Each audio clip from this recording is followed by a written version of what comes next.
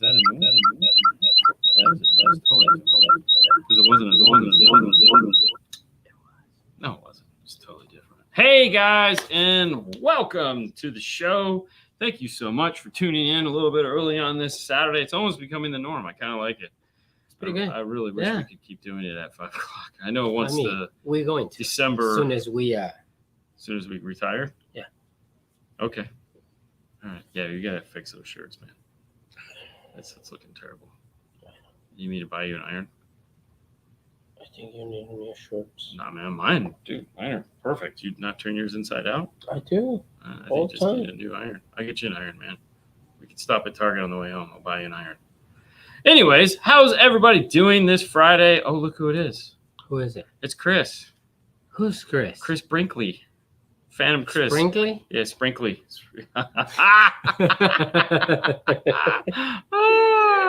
Afternoon, gents. Fancy seeing you here. 99 degrees here in San Antonio, Texas. We had a cold front come through. It's funny. I didn't get to the end of the sentence. I was going, they had a cold front. Oh, Fernandez checking in. What's up, buddy? How you doing? What's up? Hi, all. Hi, Mike. How are you? Hey. Things are going well. Let's see what Christian has to say. Dude, I just hooked my power and ground back up. Come on, man. Echo. Did you hook them up backwards or just hook them back up? Why do you have an Echo? I mean, other than you have an Audi. Should have got an Innie. What's up, Dave? How's everybody going? Okay, lots of Fang checking in. What's up? Glad I looked before the post at 5. I know. I'm sorry. We're just, it's almost like, wow. And of course, I have to give a shout out to Frank because he chimed in real early. Very nice. Thank you. El Fuego. From the Pacific Northwest. Hi, guys. Thanks for everything. Thank you, Phil. And by the way, for those of you curious, he's in Australia. And in Australia, it's Happy Father's Day today. Happy Father's Day to all the Australian guys. Yes. If you're Australian, you're from Aussie. If you're from a land down under, enjoy your Vegemite sandwich today. Clint.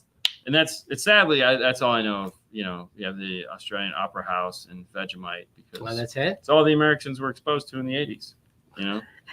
It's sad. I know it's sad. So no, you didn't fall asleep. You just weren't paying attention. I mean, that would be good. Pizza Dave. I was just looking at the pizza of the month or pizza of the week. Pizza of the week. Yeah, dude, Dave, you got to do pizza of the week, man. Like Instagram pizza of the week.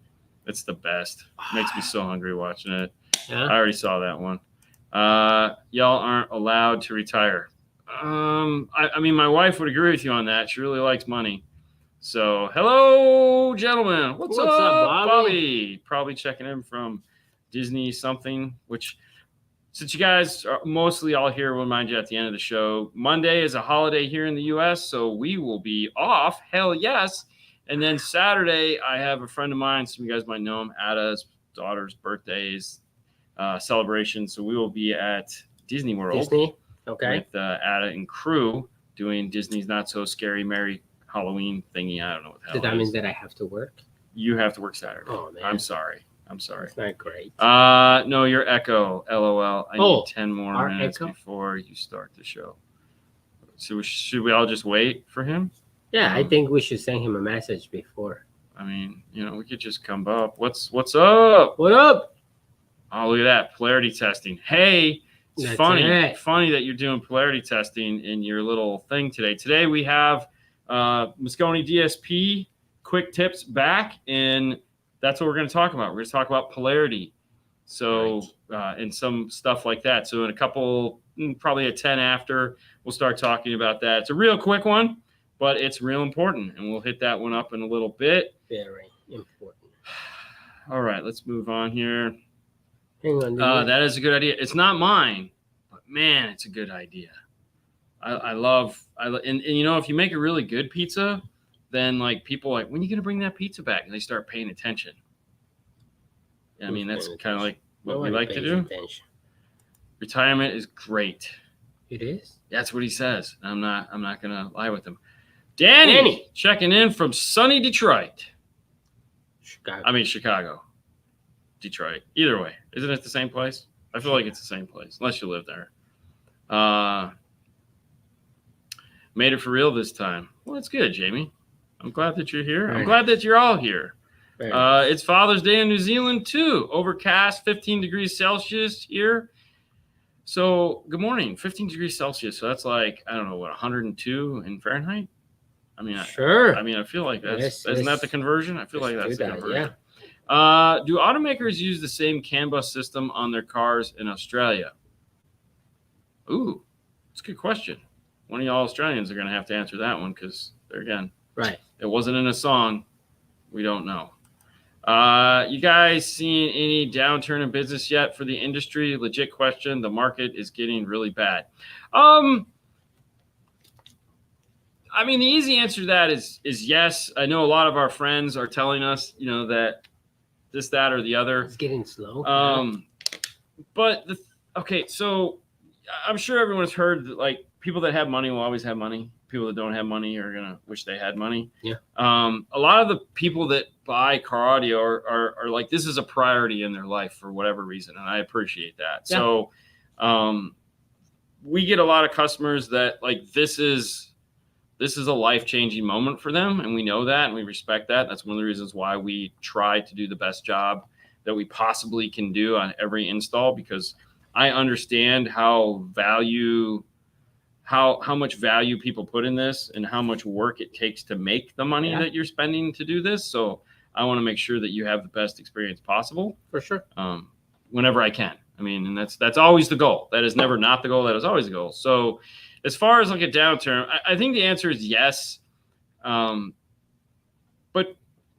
not so much. I mean, like, we're still booked out pretty far, and that's good. That's good for us.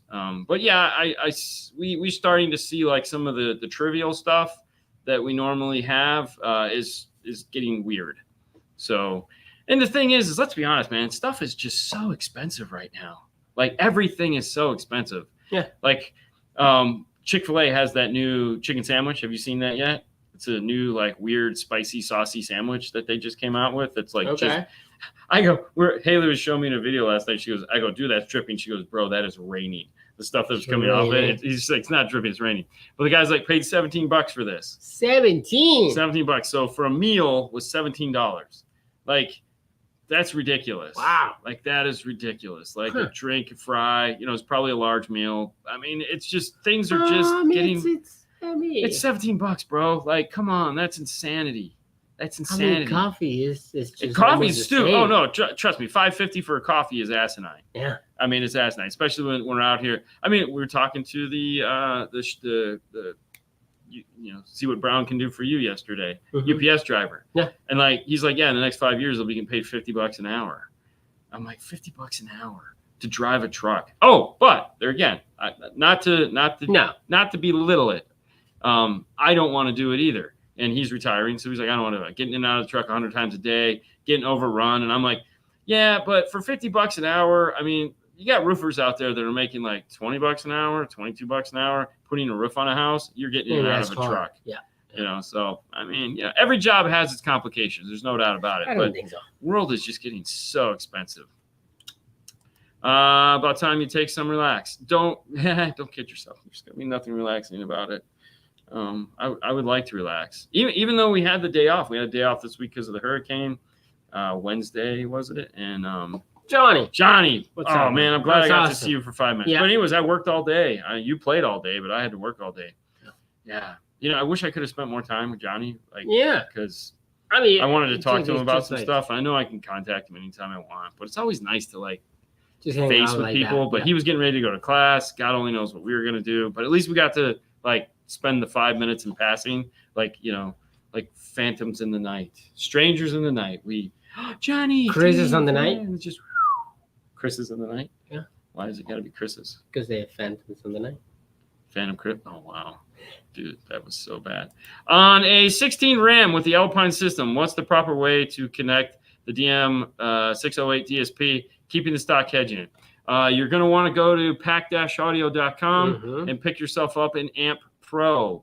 That is an Amp Pro. That'll allow you to integrate with that factory Alpine system, give you 6 channels of preamp out, so you do not have to do all of the ridiculousness of fighting to just, you don't do it any other way. You go and pick up an Amp Pro from pack-audio.com. The same manufacturer as your DM608, as it seems right now. But we'll get to that in a little bit, because they, of course, are a sponsor of the show. Why don't you go through, and I'm going to do this, so don't even worry about that. Yeah. Why don't you just go in and start tagging up some questions. Get your questions in now, guys. That's the time to do it. Perfect. And we're going to hop right into, as I like to call, Mosconi DSP quick tips. And today we are going to be talking about polarity. Polarity is a big issue that a lot of people suffer from, and there's really no good answer for it other than try to get it right. Try to get it right. And you have to polarity test those speakers once you get into the installation. That is to grab a polarity checker like a PT9A+. There are some other ones that we have on DNF Tool Drawer, because you want to see what the speakers are doing. Are they all going positive? Are they going negative? Or are they going the direction you want them to go? In some cases, you might want a set of speakers negative, like a mid-range. So you might want tweeter positive, mid-range negative, mid-bass positive. For whatever reason, I don't know. But if you're going to do Linkwitz 24, you probably want them all positive. You want them all popping green or all popping red. So when we're sitting in there and we're right before we get ready to tune it, the first thing that we do is what, Fernando? What's that? What is the first thing we do? Turn the car on. Yep, and then we check for polarity. Yes. I'm sorry, I knew you were reading, so go ahead and read your questions. Checking for polarity is very important because you can get cancellation. Now, what we typically do is we play a polarity pop track, and we'll test the driver's side of the car. Tweeter, mid-bass, tweeter, mid-range, mid-bass, whatever it is. A tweeter pops green, a mid-bass pops red. I immediately go over to the other side, and I got green, I have green. That tells me that mid-bass is not the way it's supposed to be. Anything could have happened. More than likely, though, I have the output wires wrong. If I can go to the amplifier and easily switch it, great. Sometimes I can't, though. Sometimes we have to solder in these wiring harnesses. Sometimes there's other solder points somewhere, or something could be backwards. So a simple fix, just to see if that's what the problem is to come into your phase, which most DSPs will have located somewhere, and simply, in this case, we want a driver's mid-bass. We'll flip it to where it's 180 degrees out of polarity with the corresponding speaker on the other side. Now we'll recheck polarity, and we should have a green. Great, right? That was simple. What if I'm going to measure a car and I have red, meaning all my speakers? So this would be in an instance where we're doing high-level input, because if you have RCAs, the chance of you screwing it up this way, which I'll tell you in a second, is very rare. But if I'm going high level, it's a possibility. There again, lots of times we have to solder these wires in. Sometimes we're talking or not paying attention. Maybe 2 wires out of the 200 that you're soldering in the car could get backwards. So now we're polarity checking, and we have a tweeter, we have a mid-range, we have a mid-bass, and they all pop red. And we're like, that's weird. We go to the other side, and they all pop green. Now that's telling us that the likelihood of getting all 3 of those speakers wrong is pretty thin. We probably have an input hooked up backwards. Could happen. Now what do we do? Well, it's an input, not an output. So we can come into here and we could just go, and do this, and that will sort of fix the problem. But not really, because it's the input that's wrong, not the output. So we want to keep those set. We need to flip the input. On a Mosconi, we go to our mixer, and once we're in the mixer, we have it set up to where we have front input, rear input, and then sub is non-fade. In this situation, our sub is going to sound really weird. Like we're not going to get any sound out of it because we're going mono, and so you guys have all hooked up one sub backwards to the other, and they do this, and you get no bass. It's a clear indication that your inputs are wrong. Especially if you're going to a mono amplifier and there's only one set of wires coming off of it. There's no way you got it wrong. Unless you got it wrong in the box. We're going to assume it was just one sub. To solve this, we type in -100, and that will flip the input signal 180 degrees. That's it. That's as simple it is. But we have to fix it on the subwoofer also. Come in and type -50. And that'll flip that one 180 degrees. So now everything will be in polarity your input left and right. Everything should play the way it's supposed to. And that's it. How easy was that, right? And that has been DSP quick tips, how to switch your polarity 2 different ways with Mosconi.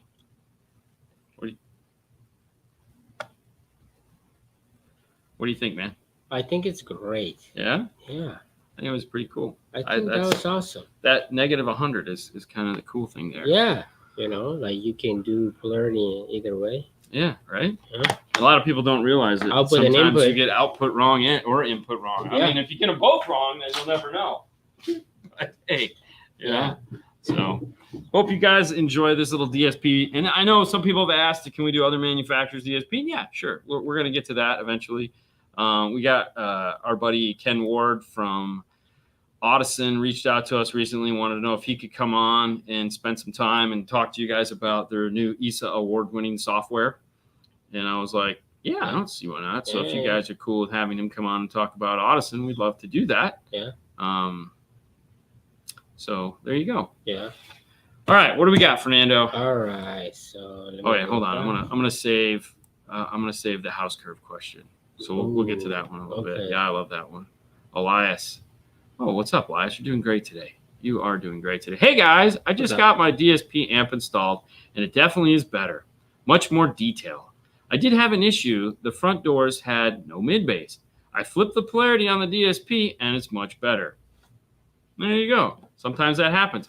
So, but how? You might be like, how does that happen? Well, if you have a subwoofer in the vehicle, keep in mind that the subwoofer and the mid bass do play similar frequencies. And just like we were talking about, when you wire up 2 subwoofers backwards and they do this, you get cancellation. So if you have a speaker in the door that's moving in and out, and a woofer that's moving out and in, so I can't even do that. Let's just say you're going to get cancellation in your mid bass. So either flipping the subwoofer and or the mid bass can align everything back up, alleviate the cancellation, cause a rise, which is what's supposed to happen, because essentially when you're doing this positive negative, it's 0. When you do this, you get a increase, commonly referred to as a 3 dB boost, sometimes 6 dB, depending on what you're doing. It could be 1,000,000 dB if you have enough power. It's not. I'm just saying, you couple the 2 drivers together, you get an increase in sound. Now, how do I further increase the performance of the JL Audio C3s? I'm also considering adding the GB60s in their place. Do I need to run thicker gauge wire, more power? Am I running about 75 watts RMS? Okay, so a lot of things happening here, a lot of questions, a lot of going on. Do you need a bigger wire? The answer to that is no, you don't need a bigger wire. You have 75 watts RMS. Tony Diamore has already done the math for us and proven that you will never need a bigger wire running from your highs amp into your mid-range speaker in the door. It's not going to do anything for you. It's not going to make you have any more mid-bass. Now, what causes cancellation in the mid-bass? Let's say we remove the sub from the equation. When a speaker is moving like this, right? We've already said that if 2 speakers are doing this, they cancel each other out. Well, if you do not have proper isolation from the front of the speaker to the back of the speaker, the back wave can come around and cancel out some of the front wave. So making some kind of a gasket around that 3.5 so that the speaker's back wave does not interfere with it is really nice. The other thing too is you have a door panel that sits in front of it. If that vibrates at all, it's going to create some movement. Again, cancellation. Back of the door. A lot of people will say you got to really isolate, do the whole door panel. You really need to focus on the area behind the speaker, making that rigid. Because if this moves and this is moving, cancellation.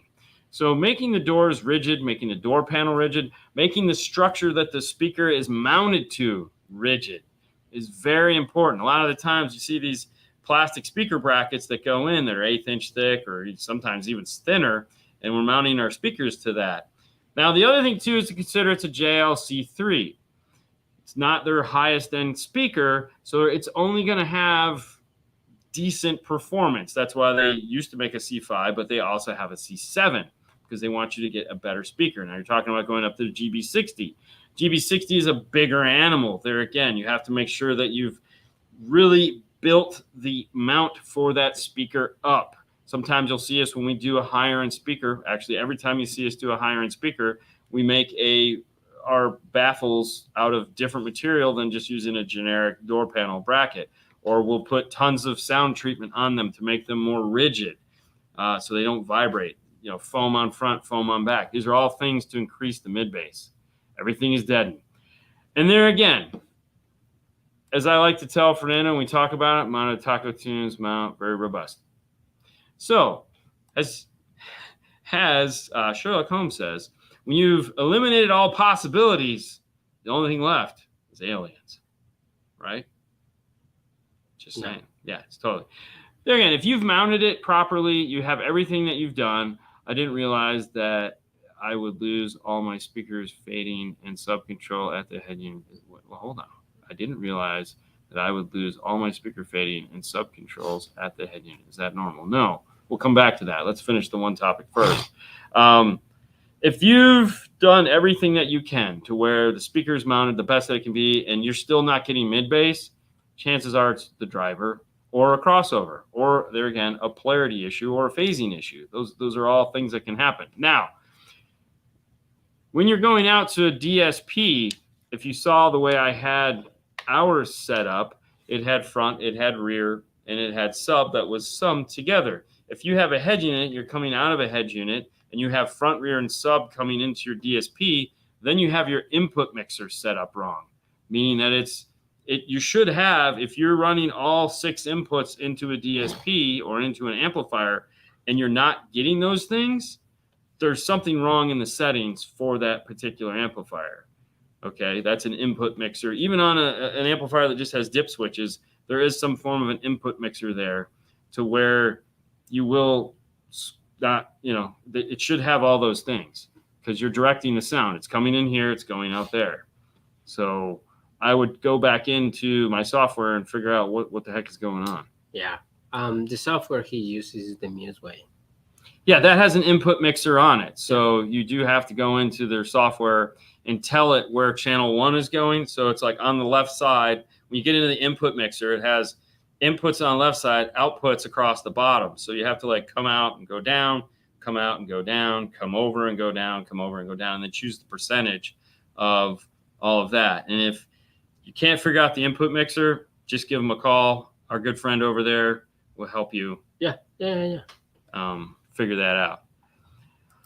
And it's Nalika in the house. What's up, Mr. Nalika? Hey. What's going on? And with the Mosconi quick tip out of the way, I'm just going to drop this right here and say, if you'd like to know more about Mosconi or any of their fine products, other than the 2 sexy ones behind me, hello from Vegas, head over to Mosconi-America.com. And if you'd like an in-depth look at their products, head over to Gladen.com and you can check it out there. They have a lot more information on Gladen.com and you can find some of the back end stuff, some of the more relevant stuff. They have some new amplifiers that just came out in the 1 line. They have the new 6 to 10 and they have the new 8 to 10, along with, of course, the Pro 830. Everyone should have a Pro 830. The new Aerospace. Yeah. Oh, yeah, the new Aerospace 8 to 12, which is built into the 830. How awesome is that? That's why I love the amp so much. Okay. Moving on. All right. So hold on. Yeah, one more follow up to that, and then we can. I had an installer do this. I had RCAs, and he changed everything to high level because the amp has no RCAs. I think you need to call Museway. I think you need to give Museway a call because I think somebody might have did something wrong. It sounds that way. Real quick before we leave, yes, that's right, Elias. Please, everybody say happy birthday to Nalika. That's his birthday today. Every day is Nalika's birthday. That's exactly right. Yeah, he's the luckiest guy on the face of the earth. Yep. As he likes to tell everyone. Did I tell you what an Eiffel Tower is? I found out this weekend. I'll tell you what an Eiffel Tower is, but I can't tell you. All right, so here we go. I have a set of one. Okay, I have 2 sets. One is a Focal K165 KRX3, and the others are all hybrid 63s. Which of these products produces sound I am going to install full active, which is which is better, crossover, all controlled, Mosconi DSP? So crossover wise, you have the DSP to do that. So it really doesn't matter if you're going full active. So crossovers are out of the question. Volume wise, I think they're very similar in volume. You've had both in your car. Would you agree? Yeah. It really just comes down to what kind of tweeter you like. Yeah. You know, that's it. They both have great mid bass. It's a 3-way set, so they have awesome mid range. The Focal is going to have a conventional speaker. I believe the hybrid is a dome mid range. It's a dome. But then you have a big silk soft dome tweeter on the Morel, and you have a Kevlar hard dome tweeter on the Focal. Those are really the big difference between the two. Yeah, it's nice, man. That's what I have right now in the car. You know, the K2s running with a 430, and it's. But I can't answer this like go this way because they're. No, he just needs to iron it back down. So that's the one thing with the material, and he's going to tell me he doesn't have an iron. At the beginning of the show, I said, "Hey, let's go to Target after this, and I'll buy you an iron." Yeah, you know, you're just lazy. I totally. Yeah, we could go 10 feet that way or 100 feet that way. Oh, it's not 10 feet. It's like 100 feet. It's not even 100 feet. No, right now he has K2s in his car. K2s, baby. So he has the K2s. He's had hybrids. See, look at that. What am I looking Even at? for Portugal, they got a happy birthday now, like Did you say Portugal? Portugal. Okay. It sounded like you said Porsche guy. I'm like, what? All right, give me another one. Lay it on me. There you go. Hi, Dean and Fernando. Hello from Michael's wife in Iowa. Oops. Could you please get a hold of me about his system and keep it hush hush? I mean, I talked to him yesterday. Crack his phone and get my phone number. I don't know how else to get a hold of you. But yeah. Why do you want to switch out amps? Go with the 430? Yeah, I totally wanted that. Go with the with bro, the 830. I'm like, bro, you're a doctor, man. Live the doctor life. Of course. He's like, not that kind of doctor. He's still a doctor. Yeah. 830? Yeah, he's going with a 90.8. 830. I know. Sure. He doesn't really need it, though. You don't need it until you need it, right? Shush. All right, hold on. Having issues connecting steering wheel controls to the Nakamichi head unit to a 2010 Golf GTI when using Connect 2. I've tried multiple different ways of connecting wires, but I cannot get the buttons to save. So, couple things. One, Nakamichi over there, you have wires to connect. You have Connect 2. These are all things that we don't have here in the U.S. Like we don't have Connect 2 here in the U.S. Connect 2 is actually owned by Amp Global, and the two of them do not talk. Yeah. Anyways, yeah. I don't know why you can't get the buttons to save. That doesn't make any sense. But we're not familiar with either one of those, unfortunately. Yeah.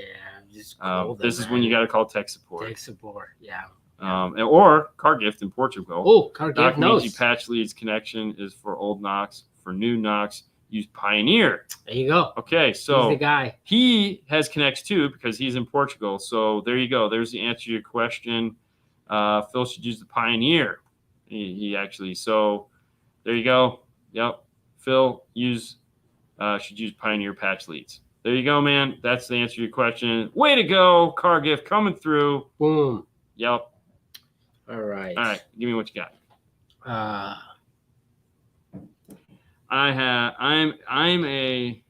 Okay, so he's a 2020 Frontier. Yeah. Would it be better to sound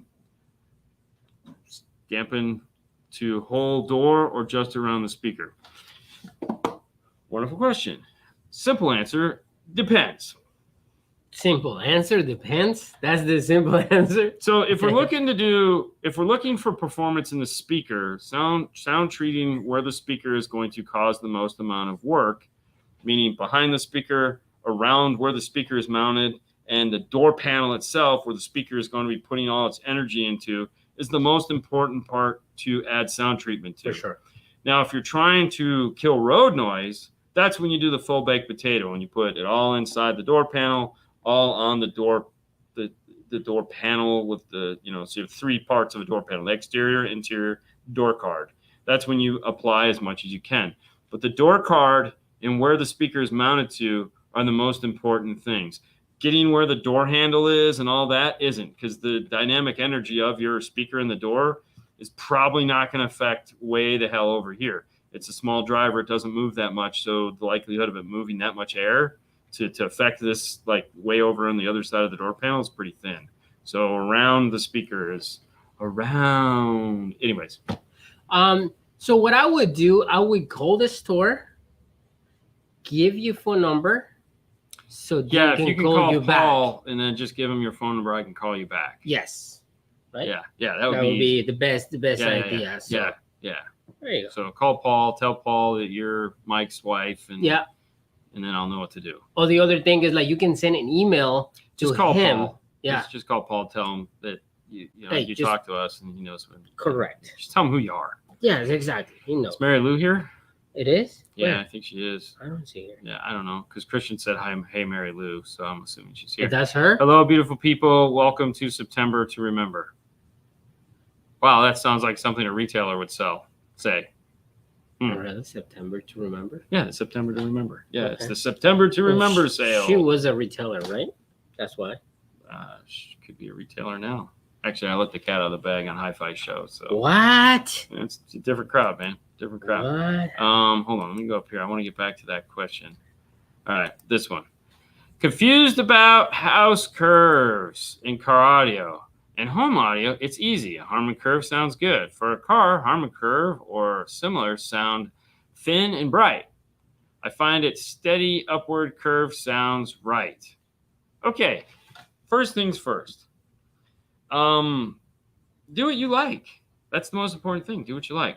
All right. So I'm not a big like house curve guy. Like I'm not trying to hit a target curve, so to speak, because in my mind, and this is where auto EQ and I kind of butt heads a little bit. Like, oh, we're gonna do all this auto EQ stuff. This is cool, but to me, it's listen, speakers have a sound characteristics all of their own, right? So when they were asking about K2s versus Morels, there's a distinct difference between those two, okay? Like they have different sound. K2 is bright on the front end because it's, and by that I mean in the lower frequencies, it's bright because it's just the design of the speaker. And if I rob all that away, then I lose the characteristics that make that speaker unique. So I don't like doing that. I mean, the whole reason why I sold you this speaker was because of the way it sounds. I'm just using the EQ to fix problems that the car is causing. So that to me is a better way to use equalization, is to look at what, like, because when you look at it on RTA and you see all this nonsense going on, you're like, what the hell is all this? I try to fix that. And I want my left and right to match. So I want it to be dynamic. I want it to be loud. I want it to be fun. You know, now if you're trying to compete, well, yeah, that's a whole nother animal. But yeah, I want the speaker to sound like what it is they bought, not what the house curve is going to do. So, you know, if you set everything to ones, then it's like it's all the same kind of whitewash, no fun. So that's my answer to house curves. I'm not using any. I'm not a fan. I let the speaker create the curve. That's why you bought it, you know. So if we're doing loud ass tweeters, I don't want the tweeters to be loud ass tweeters. I just, you know, I'm not going to let them go crazy, but I'm going to let them do what they're trying to do. There you go.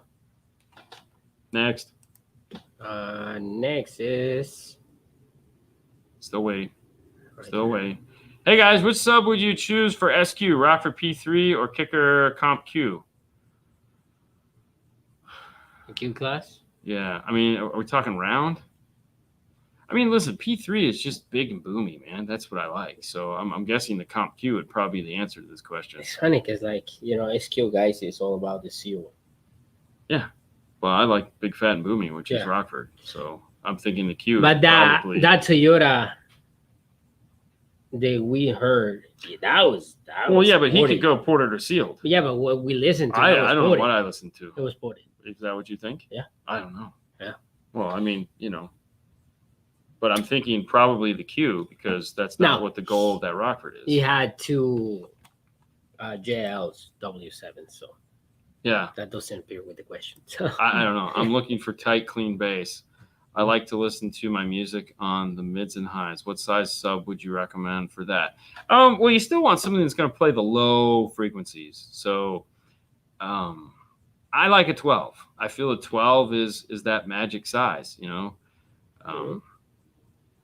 You know, the woofer that kind of always stuck with me, like the small sealed woofer that sounded really good, is the Hertz Milli. Okay. Like when we did that one tiny ass box that was like so small sealed, and it sounded so good. Like I was just like, whoa. Because that was that thing where the customer was like, no, I want this box. And I was like, you sure? Because like ported would be better. And he's like, no, I want this box. And we're like, okay. So we had that built, and it was like, damn, that kicks ass. The one that I was very, very impressed, that was the 8-inch JL W3 or W6, I don't remember, in the back of the F250. Oh, the F250. Oh my gosh. When I saw that But it didn't sound good. It just had bass. Like when we saw how crappy that box was built, and it still put out bass. But that's the magic of the JL thin woofer, though. Right. I mean, it's hard to screw that thing up. Like, oh my God. Yeah. And it was impressive. Yeah. It was impressive. But, you know, I think 112, you know, is to me the magic. So. Yeah. There you go. Hey guys. Oh, hello guys. Hope you all have a safe weekend. Great live and always something to learn. Thank you, and I hope you have a great weekend too. Same for you. I'll be long weekend up that way a bit. I'll be in Crystal River. I think he's in Gainesville.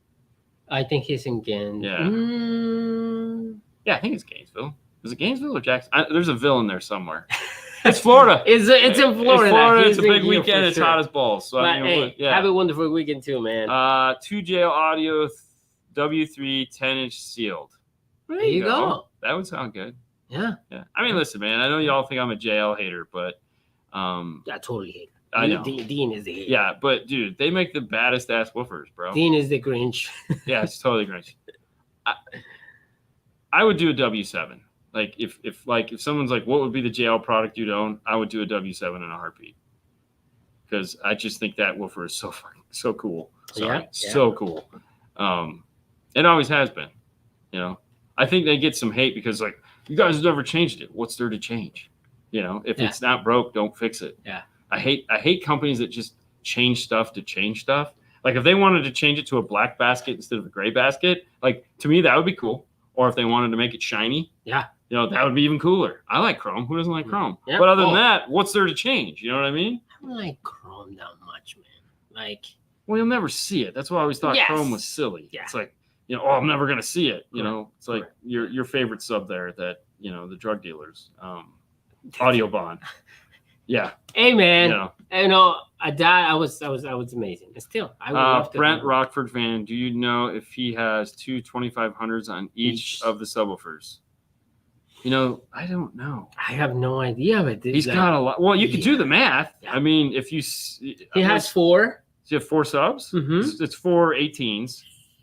Or 19s. 4 19s. 4 T3 19s. So if he's got 8 amps, then I mean, I wouldn't be surprised because I know in the but he also runs the but those are going to be the 4 channels. Those are going to be 4 1000s or the 1004s that are the same size, if anything. But I know in the Pain Lab, you know, the little thing we sat in the back of that has 8 2500s. Yeah. I feel like he'd have to do the same thing just because he's got to be louder. Power. Yeah. You know, he's got to be better. Yeah. I mean, if you're on a, I mean, you don't want to be like, I have this badass van and like they built this little weekend booming machine and it's better. And it sounds crazy, man. Well, it's a T319, badass woofer. I need the JLW7 now. I know. I need a JLW7 now. Yeah. Damn it. Yeah. Well, because I have a T3. I have the T319. I mean, I have half of an L7X. So I mean, that kind of counts. You know what I want? I really want to collect all the 8s. Really? Yes. Small subwoofers. You know. Yeah, because they don't take up as much room. Yes.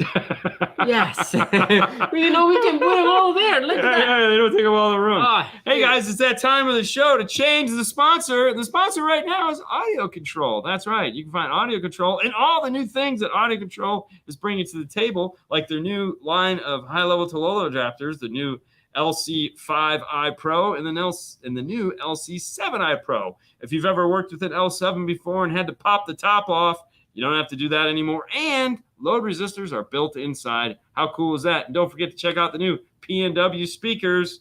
Oh, goody. Yep. Check them out. I did have an itch in my nose. I don't want to do that. Okay. Is it going to be harder to do auto system as everything goes electric? No, I think it'd actually be better because, like, you don't have the noise of the alternator and all that engine crap going on in there. I think the real question is going to be when we go 48 volts, what is that going to mean for us? I mean, because if we can go 48 volts, we can make these things smaller, which would be awesome. And it'll just change how things are done. Yeah. So I think that's more the excitement there, but that's going to take years. So I don't even know if I'll be around when that happens. So I kind of hope I'm not around when that happens because I don't want to have to learn something else new. What's up, David? I have a 2014 Explorer. No kidding. Putting in a three-way speaker. The tweeters are the door now. Should I put the mid where the tweeters were and put the tweeters on the A-pillar?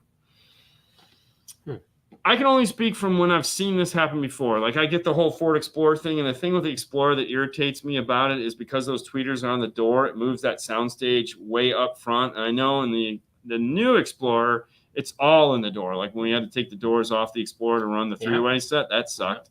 And still, the sound just feels so close and tight on you. I think if I was going to do anything in Explorer, like if I was going to take the time to build A-pillars, I'd put the tweeter and the mid-range in the A-pillar just to move that soundstage as far forward as possible. Yeah. I know in the Dodge Rams, they have a very similar setup to where in the premium audio one, it's the mid-bass and the tweeter, and the mid-range is up in the dash. And that does sound the best. Like we had the one video we did where we did a 911, and they had put the mid-range in the door and the tweeter in the dash, and that sounded absolutely like crapola. And I think it was just because, you know, the tweeter coming off the dash, that off-axis response, it's just off the glass, and everything was just getting and putting the tweeter there was better. But I still feel in that car, I want to push. I always, when I tune one of those, I'm like, man, I just want to push that soundstage up. Yeah. It just seems so right here. I don't like it. Hey, Tony, what's up, Tony, man? From the other side. Smaller power wires, less heat, etc. Yeah, 24 volts is going to be fun. But Tony would probably remember because he's old like me, and like we were going to go to 24 volts a while back. Like that was like probably 16 years ago. That's a lot. Like that was all the talk was like, we're going to do this. Everyone get ready for it. And then in typical car fashion, it was like, nah, we're not ready. You know what was the problem though? Well, there you go. But they were not ready for that. Well, I still don't think they're ready. You know why? So here's the problem. So even there are some cars now that are 24 volts or 48 volts. Because like both Helix and Audison make 24 volt amplifiers. Yep. The problem isn't that. The problem is the things like seat motors and windshield wiper motors and light bulbs and all these back end things that seem small and inconsequential, like even a blower motor. They're all 12 volt. Yeah. So all these companies now have to go from a 12 volt to make something that's 48 volts. You're still putting step down transformers in cars to power these lower voltage systems. Yep. And so it's like until we can go to like back in the day, cars used to be 6 volts. And then in order to go 12 volts, you have to replace all this stuff. You have to put a new everything. So and I think like you say, they were not ready for that. So right now, I guess it's like. Well, I don't know. I mean, are we capable now of making a DC motor that's going to work off 48 volts to do seats and blowers and every other thing that spins in a car? And is the lighting going to be 48 volts or is it going to be 12 volt lighting? So I mean, what is the added benefit of doing this if we're not going full thing? Let's see. Tony says, I don't remember that. I was always moving to 48 volts that I remember. Exactly, getting all the vendors to move in one step is a long process. So yeah, like 15 years ago, it was just like, we're going to do this. I think Mercedes was going to be the first, and that never happened. 1 kilowatt power amp is still going to dissipate the same amount of heat. True. But I can tell you now, home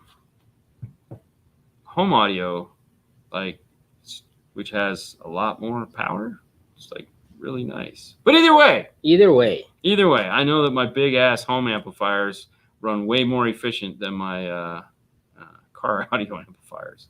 But there again, I have a power company behind it, and it's AC, and still got a rectifier in it, but all those other fun things. What do you recommend? And there again, if we want to go deep into that topic, by no means am I an expert, but I do have plenty of engineering friends we can have come on and talk about it. That would be great, man, because that's the new topic. You know, electric cars. I'll see 24, if I can get one of them 48, on here. 110. We'll get one of them on. 220, 221. We'll have them talk all about it. Because, I mean, if you have questions, we'll find answers.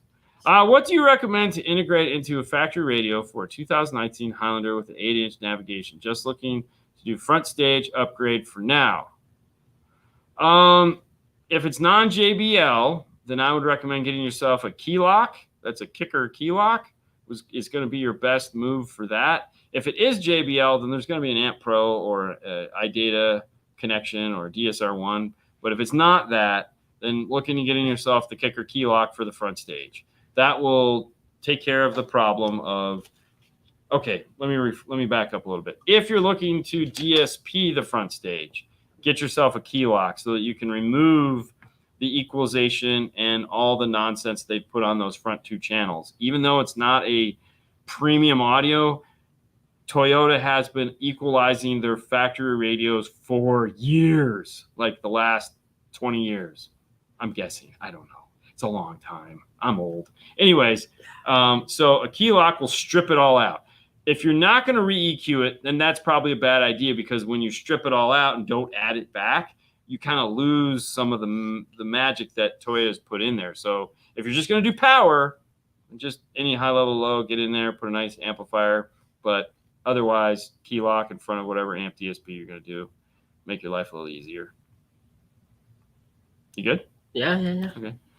Do you recommend 3-way component speakers over a 2-way, and are they worth the money difference? Sarcasm is how I hug. I love that. That is great. This is a loaded question in so many ways. Not that you intended it that way, but let's think about that for a minute. A 3-way set. If you have 3 holes in which to put speakers, a 3-way set is definitely the way to go. Would you agree? 100%. However, if you have to make a hole, now we're getting into a whole other animal. So, for example, like A-pillars. If you're going to not be able to make them yourself, you're going to have somebody make them. That adds almost $1,000 into the price of the stereo. So not only do you have the added expense of the 3-way, you have to figure out how we're going to mount a 3-way. So going from a 2-way to a 3-way, there can be a lot of extra pieces that you need that are more expensive. So now, are you going to go passive or active? If you're going to go active, you have a 4-channel amp. If you're going to go passive, we have a 6 or 8-channel amp. So we have that expense to look at. And then how are we going to cross those over? So now we need to have something that has either A, DSP, or B, has the passive or has the active crossovers built into it in order to do that, meaning 10-time multiplier switches, bandpass channels. So it's not just adding one more speaker. It's adding a whole bunch of extra stuff. For sure. So that comes into system design. And as far as expense goes, it can go something as simple as this to, holy shit. So it becomes a house of cards at that point. So you really have to think about it. However, which one does sound better and will give you more detail? A 3-way is always going to win. However, that doesn't mean a 2-way doesn't sound amazing, as everyone found out this past weekend when they sat listening to Brian's truck and said, holy you have a 2-way set in here? Yeah, baby. I have a tweeter and a 6.5. Yeah. And everyone just was Sprinkly. Like, Brian is God. Yeah. he's an EQ. Yeah, no, I mean, he has so much. I mean, even right there, you know, probably Mike heard his truck, right? Yeah, I heard the Audio Frog car here on oh no, so this is Boston Mike. Yeah, no, I know, but so he was up there. Brian's car before. So I'm late to the party. Oh, it's because you were getting a Diet Coke and a sandwich, right? They stopped by. Yeah, I saw the pictures of Andy's, not Andy, but Jacob. Thank you. Yeah. Jacob up there. Yeah. Dude, it's, brain can only process so much information. Yeah, giggity for sure. Yeah. You get the bath? Question: for 2 multi-channels and a mono, how many distro blocks are recommended? If all have 4-gauge inputs, is all-in-one okay? All right, so this is this is the question that'll question all times. Mm-hmm. All right, so let's start at the beginning. This is the question all the time. Well, it is, because I mean, we often run into this power distribution. How do we handle it? What are we doing? First off, we could have 2 multi-channel amplifiers in a monoblock, and we could have 500 amps of current. Yep. Woo, that's a lot. That's a lot of current. Or we could have that, and we could have 120 amps of current. Not knowing which amps we have is kind of the important thing. Yeah. So you need to go and figure out how much fusing is going to be there. So, for example, like a fuse underneath the hood. I'm assuming we're going to run 0 gauge.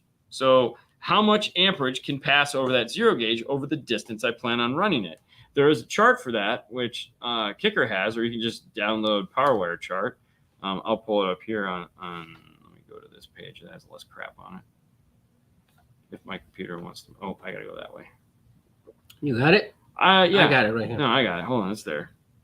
I mean, this is big, bro. Yeah, yours is bigger. We'll just go to yours. Yours is way faster. Way to go. All right, so yeah, remove that. You have to remove it. There you go. Okay, so this is a PowerWire chart. You can take a screenshot right now if you want. That way you don't have to go look for it. And what this is telling us is how much amperage per how many feet. So, for example, if we, not that, we do this. Wait a minute, on that. Okay, so there we go. All right. So, for example, if we have 200 amps of current, 2 to 250, 4-gauge wise, we can get 4 to 7 feet. Then we come over here, 0-gauge wise, we can get 13 to 16 feet. We can actually, so 1/0, we can go up to almost 22 feet at 200 amps of current draw. All right, so we're good there. And we can get 16 to 19 feet, 250 to 300. That's a pretty big, long run. That's longer than most cars. And that's pretty much every standard 4-gauge or 0-gauge kit is about that. All right, so you got a 250 amp alternator. So you're going to run probably 0-gauge back.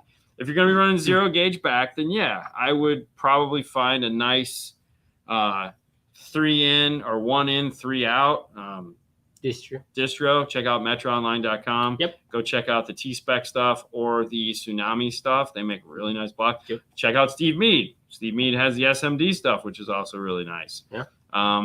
Pack at Stinger does have some, but they're weird, like T-blocks and stuff. And then I don't know, they're kind of exactly. Of course, we talk about copper. No, copper, not CCA. So definitely want to get that. I believe it's always important to mention OFC when talking about power and ground. 100%.